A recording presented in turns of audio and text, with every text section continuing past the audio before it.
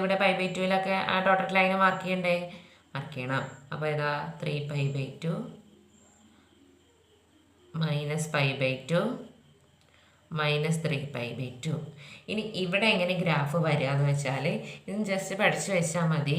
അല്ലാതെ നമുക്ക് വാല്യൂസ് വെച്ചിട്ട് എന്ത് ചെയ്യാൻ പറ്റില്ല.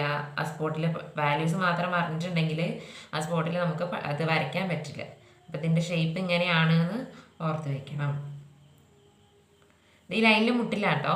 അത് വരയ്ക്കുമ്പോൾ മിസ്റ്റേക്ക് വരുന്നതാണ്. ഈ ലൈനിൽ മുട്ടില്ല, കാരണം അത് പെടാത്ത ലൈനല്ലേ, ഡൊമൈനിൽ വരാത്ത ലൈനാണ്.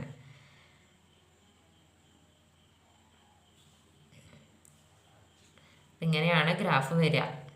മനസ്സിലായോ? അപ്പോൾ ഈ ഗ്രാഫ് എങ്ങനെ കിട്ടുക എന്നാണ് പറയുന്നത്.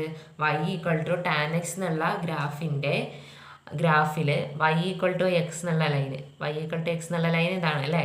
y = x എന്നുള്ള ലൈനിൽ ഒരു മിറർ വെച്ച് കഴിഞ്ഞാൽ ആ മിററിൽ ഉണ്ടാകുന്ന ഇമേജ് എങ്ങനെയായിരിക്കും? ഇങ്ങനെയായിരിക്കും.